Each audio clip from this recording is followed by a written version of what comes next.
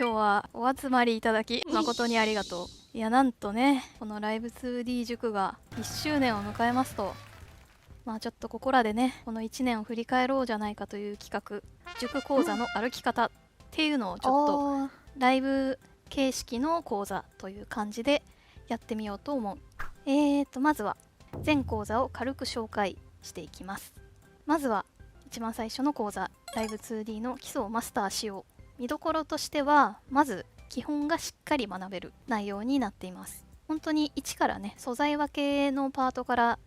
最後の書き出しをするところというか、最終的な段階まで全部見せていくような講座になっているんだけど、その素材分けのパートとかはちょっと早送りにねしなきゃいけないところなんだけど、塾面のコメントでここも見たいですと声があったので、歩行動画という感じで素材分けのパートも等速にしているような動画を別で用意しているので、そこも気になる人は見れるような感じです。そして次の講座が高稼働の腕を作ってみようという講座です。これもね、知りたいよっていうね声がとっても多かった、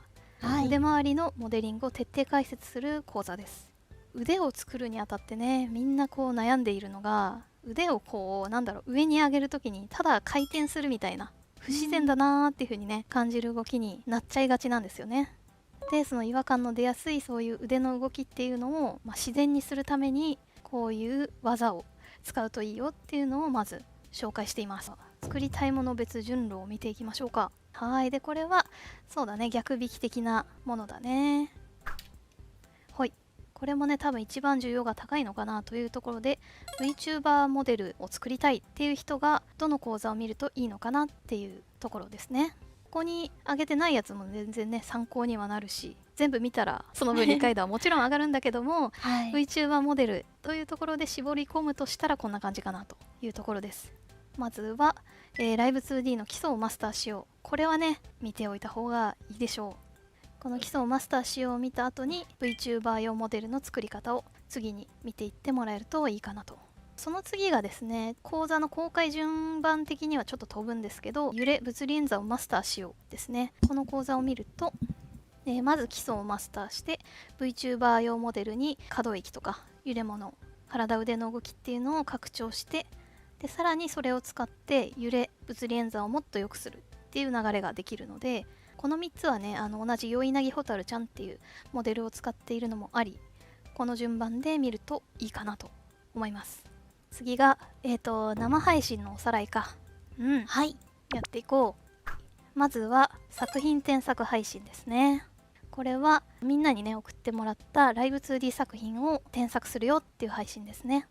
もうこれはね、塾をやるぞっていう風に最初に決めた時から目玉としてね用意していた企画ですね。で、添削するのは現場で第一線で活躍する CS のクリエイティブスタジオのスタッフが添削してくれるので、いろいろと教えてもらいますよ。最後に、ライブ 2D トレーニングの時間ですね。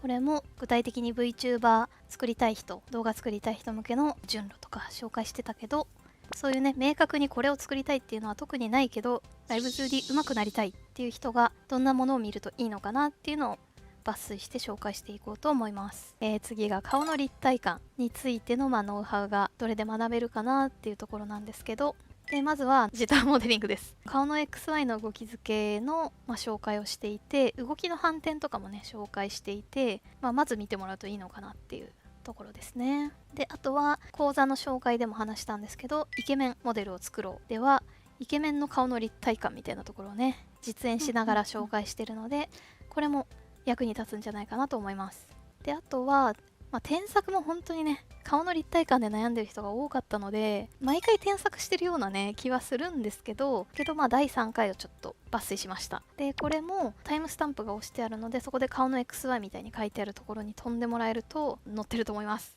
いやー、ということでね、塾講座の歩き方という感じでやってみましたが、これを見てね、ぜひ、こういう順路でねやろうかなって思ってもらえると嬉しいね。